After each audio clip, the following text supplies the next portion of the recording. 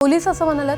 Police नाही, त्याचा भाऊ किंवा बेग गँगचा ज्याच्याकडे हा गेला, मुलीचे वडील, उसका मन भरने दे ना, बोले क्या चल रहा तेरा, बोले लाके देंगे ना उसको. म्हणजे हे लोक मुलींना उचलून नेतात, त्यांच्यावरती लैंगिक हिंदू अत्याचार मुलगी करतात. हिंदू मुलगी. मग अशा वेळी गाव एकत्र येऊन का नाही आवाज उठवत? गावाला माहितीच नाही असे गुन्हे दाखल होतात म्हणून, कळतच नाही. पोलीस पेपरला बातम्या सुद्धा देत नाही. गुन्हा दाखल झाला तर बातमी द्यायला पाहिजे ना, तर बातम्या सुद्धा देत नाही. श्रीरामपूरचे स्थानिक नेते असतील, आमदार असतील, खासदार असतील, त्यांची काय भूमिका या सर्वावर? आता काय आलं, आकाश दुबैयाची हत्या झाल्यानंतर गाव जागा झालं. तर आता तो माणूस गावातलाच आहे म्हणे, ओळख असणारच. तो गेला, तो मुलीचे वडील गेले, तर बोले माझी मुलगी नेली त्यांनी, तर ती आणून द्या ना. बोले आणली पाहिजे ना, कुठं गेली, कुठं नाही, उसका मन भरने दे ना, बोले. पोलीस असं म्हणालात? पोलीस नाही, त्याचा भाऊ किंवा बेग गँगचा ज्याच्याकडे हा गेला, मुलीचे वडील, उसका मन भरने दे ना, बोले क्या चल रहा तेरा, बोले लाके देंगे ना उसको. 4 दिवसांनी त्या मुलीला आणलं. म्हणजे हे लोक मुलींना उचलून नेतात, त्यांच्यावरती लैंगिक हिंदू अत्याचार मुलगी करतात. हिंदू मुलगी. मग अशा वेळी गाव एकत्र येऊन का नाही आवाज उठवत? गावाला माहितीच नाही असे गुन्हे दाखल होतात म्हणून, कळतच नाही. पोलीस पेपरला बातम्या सुद्धा देत नाही. गुन्हा दाखल झाला तर बातमी द्यायला पाहिजे ना, तर बातम्या सुद्धा देत नाही. आज श्रीरामपूरची स्थिती मी तुम्हाला सांगतो, खोटं वाटेल तुम्हाला, विश्वास बसणार नाही. श्रीरामपूरचे पोलीस अधिकारी या बेग गँगवर दाखल झालेल्या गुन्ह्याची प्रेस नोट काढायला सुद्धा घाबरतात.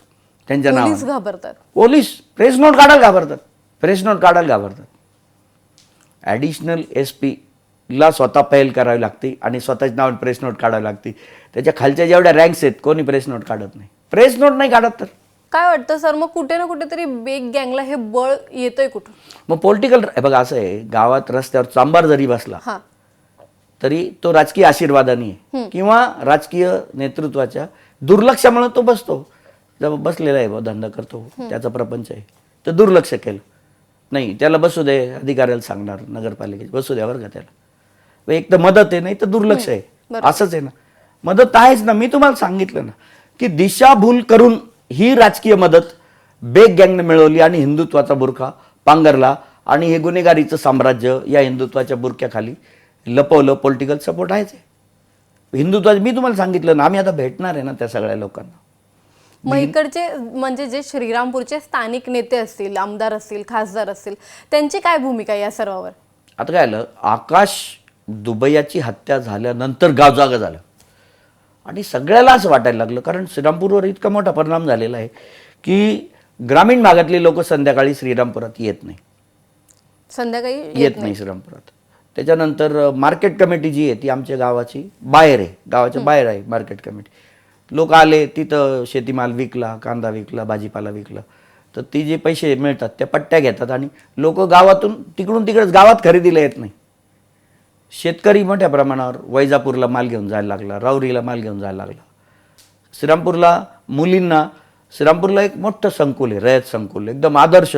आणि श्रीरामपूरमध्ये जसं काय वेस्टर्न कंट्रीमध्ये ज्या पद्धतीने शैक्षणिक सुविधा मिळतात, जिम्स, कॉम्प्युटरच्या लॅब्स, आपलातून रयत संकुल इतकं मोठं आहे. आणि सगळ्यांची इच्छा असते की या रयत संकुलातच आपल्याला आपल्या मुलाला शिकायला टाकायचं, पण नाही टाकत लोक. आता गेल्या 2-3 वर्षापासून आजूबाजूला जे खेडे, टाकळी बांधलं सिनियर कॉलेज आहे, बेलापूरला सिनियर कॉलेज आहे, अशोकनगरला सिनियर कॉलेज आहे, पॉलिटेक्निक कॉलेज आहे, वडाळा महादेवला इंजिनिअरिंग कॉलेज आहेत, लोक तिकडं टाकतात. श्रीरामपूरमध्ये ग्रामीण भागातून मुली आणि मुलंसुद्धा लोक टाकत नाहीत, आता बाहेर टाकायला लागले. श्रीरामपूर शहरातले व्यापारी मोठ्या प्रमाणावर पलायन करायला लागले. आपला धंदा, समजा 2 मुलं आहे त्याला, तर एक जण सध्या धंदा पाहतो, त्याला दुसरीकडं, दुसऱ्या गावात, पुणा, नगर, मुंबई, महाराष्ट्रातल्या किंवा दुसऱ्या राज्यामध्ये गाळा घेऊन देऊन दुकान चालू करायचं. ते सेट झाल्यावर मग फॅमिली शिफ्ट करायची. तर अशा पद्धतीने व्यापारी, उद्योगपती मोठ्या प्रमाणावर इनसिक्युअर्ड आहे आणि सगळे पळायच्या मागे आहेत. तर श्रीरामपूरच्या व्यापार उद्यमावर मोठा परिणाम झाला ना. मग आता शेवटी आकाश दुबैयाची हत्या झाल्यानंतर तर असं आहे ना की मनावर घ्यावं लागेल ना. आता बोलणार कोण? या दहशतीच्या विरोधात गुन्हे दाखल होत नाही, पोलीस कारवाई करत नाही, मग सगळं नकारात्मक भावना निर्माण झाली होती ना. पण मग शेवटी सगळ्यांना एकत्र येऊन ठरवावं लागलं ना का आता बस हे फार झालं म्हणून. आणि म्हणून मग सगळ्या पक्षाचे लोक एकत्र आले, आमदार आले, खासदार तर आमच्या श्रीरामपुरात नाही आहे, खासदार शिर्डीला असतात.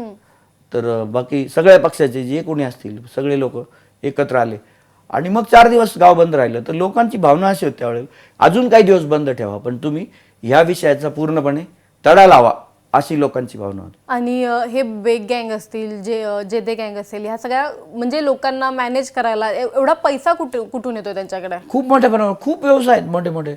वाळूचा धंदा आहे आता अवैधरित्या. अवैध. आता घोगरगावला 2025 मागचंच वर्ष साधारण फेब्रुवारी मार्चमध्ये वाळू उचलायला सुरुवात केली तर मेपर्यंत लिलाव नाही, काही नाही. काहीतरी 15-16 हजार मोठी 10 चाकाची ट्रक आणि 7,000 6 चाकाची ट्रक. आणि किती महिने? मार्च एप्रिल मे किंवा मार्च एप्रिल मे 3 महिने, रोज 200 गाड्या. किती पैसे झाले? आणि पोलीस पण गेले नाही आणि महसूल पण गेलं नाही तिथे. आणि गावातल्या सरपंचांनी त्यांनी गावात उपोषण केलं तर तहसीलदार भेटायला आले. तर त्या ग्रामसभा भरली, उपोषण चालू गावातल्या सामाजिक कार्यकर्त्यांचं, त्याच्यावर हल्ला. आणि ज्या लोकांनी लीड केलं ते आंदोलन उपोषण त्यांच्या घरी जाऊन रात्री काड्या वाजवायच्या आणि नदीमध्ये बंदुका घेऊन बसले. 3 महिने राजरोस. पेपरला नाव पण टाकून येत नाही हे कोण करतं म्हणून. फक्त मोठ्या प्रमाणावर वाळू उपसा चालू आहे, असं झालं, गावकऱ्यांना मारलं, अशा बातम्या येतात. बातम्या सुद्धा अशाच येतात. मग कुठे ना कुठे याच्यावरती नेत्यांपासून खाली पोलिसांपर्यंत सगळेच एकत्र आहेत असं वाटतंय का? नाही, राजकीय पाठबळ तर आहेच ना. मी तुम्हाला जे सांगितलं ना की दिशाभूल करून आम्ही हिंदुत्वाचं काम करतोय, ही वरच्या लोकांची दिशाभूल आहे ना. आता सांगितलंच पाहिजे ना त्यांना. म्हणजे आमच्याकडून मिसकम्युनिकेशन झालं किंवा या जे कोणी सपोर्ट करत असतील त्या सगळ्या लोकांना, तर त्यांच्या डोळ्यावर पांघरूनच आहे ना की नाही फार हिंदुत्वाचं काम जोरात चाललंय श्रीरामपुरात म्हणून. मग याआधी पण मोठी मुसलमानांची आक्रमणं, मुस्लिम गुंडांचं श्रीरामपूरच्या हिंदू समाजावर आक्रमण झालंय, हल्ले झालेले आहेत आणि त्याला उत्तर पण दिलेलं आहे ना, समर्थपणे उत्तर दिलेलं आहे त्याला. बंटी जागीरदार हा असेल, याला जेलात घातला, हा पुणे बॉम्बस्फोटामध्ये.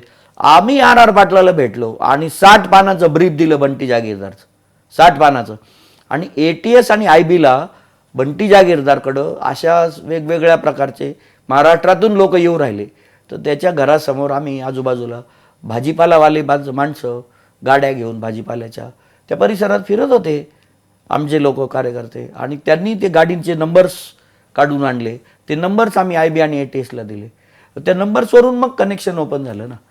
म्हणजे त्या मुस्लिम ॲक्टिव्हिटीज आणि मुस्लिम स्लीपर सेल्सला याही पूर्वी उत्तर फार मोठ्या प्रमाणात. मी दंगलीचा आरोपी आहे. श्रीरामपूरमध्ये 16ला जी हिंदू मुसलमान दंगल झाली तिचा मी प्रमुख आरोपी आहे. आता आम्ही परवा निर्दोष झालो, तिचा मी प्रमुख आरोपी आहे ना. परंतु आम्ही ना गुंड पोचले ना गुंडांच्या टोळ्या तयार केल्या हिंदुत्वाच्या नावाखाली. आमच्याबरोबरचे सर्वसामान्य कार्यकर्ते हे सर्वसामान्य घरातूनच होते आणि आजही ते सर्वसामान्य घरातच राहतात ना. आमची आर्थिक परिस्थिती बदलणार पण नाही. आणि हे बेग गँगचं जे काही सगळं सूत्र चालू आहे हे श्रीरामपूरमध्ये कधीपासून सुरू आहे? नाही, हे साधारण 22-23 पासून सुरू झालं. हे हिंदुत्वाचा बुरखा पांघरला ते 22-23 पासून सुरू झालं. आणि गुन्हेगारी तर पहिल्यापासूनच आहे ना. गुन्हेगारी तर फार 2007-08 पासूनच आहे. गुन्हेच दाखल आहे ना, गुन्ह्यांच्या याद्या आहेत ना. बेग गँग जी म्हणजे श्रीरामपूरमध्ये स्वतःची दहशत जी माजवायला लागली ती कधीपासून चालू झाली नेमकी? नाही, त्याही वेळेला समजा 2016चा सुनील रमेश सोनवणेचा खून झाला, पण मग मोका झाला ना. वेळोवेळी कारवाया त्यांच्यावर झाल्या. जामीनवर सुटून आल्यानंतर ते परत जेलात गेले. तर त्यावेळेला कारवाया झाल्या ना. या 4 वर्षातच कारवाया झाल्या नाही. म्हणजे आघाडीचं सरकार नंतर मग शिंदे साहेबांचं सरकार नंतर परत आता हे सरकार, या काळात कारवाया झाल्या नाही कारवाया. नेत्यांसोबतचे यांचे भाषणाचे रील्स व्हायरल होत आहेत. त्यानंतर शिंदेंसोबतचा तर त्यांचा एक स्पेशल व्हिडिओ व्हायरल होतोय की शिंदेने त्यांच्या खांद्यावरती हात टाकून कानामध्ये काहीतरी ते बोलतायत. असे सगळे व्हिडिओ व्हायरल होत आहेत. तर मग ह्या व्हिडिओजच्या खाली पण खूप मोठ्या प्रमाणात अशा कॉमेंट्स असतात की हिंदू रक्षक आहेत, एकच साहेब आहेत, सागर बेगच. तर मग ती कोण लोक आहेत? नाही, आता कसं आहे, ही टीनेजर्स लोक आहेत सगळी. आणि श्रीरामपूर, आता तर श्रीरामपूर तालुक्याला कळालं, आलं का लक्षात? ह्या ज्या काही घटना घडत होत्या, या सगळ्या घटना जनतेसमोर आल्याच नाही. पण आकाश दुबे याच्या ही जी हत्या झाली, निर्घृण हत्या झाली, तर या हत्येच्या प्रसंगानंतर एवढा प्रक्षोभ बाहेर आला श्रीरामपूर शहर आणि तालुक्यातला. तर तालुक्यात आणि शहरामध्ये ज्यांच्या डोळ्यावर पट्टी होती, जे अंधपणे या सगळ्या गोष्टी फॉलो करत होते, तर ते लोक आता त्यांना या सगळ्या गोष्टी कळाल्या. हे जे आत्ता पण जे बाकीचे जे फॉलोअर्स आहेत, हे श्रीरामपूर तालुक्याच्या बाहेरचे आहेत, नगर जिल्ह्यातले आहेत, किंवा मग काही इतर जिल्ह्यांमध्ये पण जाऊन भाषणं होतात ना, तर तिकडचे लोक आहेत ते खाली लिहिणारे. श्रीरामपूर शहरात आणि तालुक्यातल्या मोठ्या प्रमाणावर ह्या ज्या सत्य घटना, ह्या ज्या गोष्टी आहेत, या आता उघड झाल्या ना. आकाश दुबे 4 वर्ष कोणी बोललंच नाही ना. बोलणं म्हणजे जीव जाणं आहे. बोलणं म्हणजे त्याचा जीवच जाणार ना, कोण बोललं.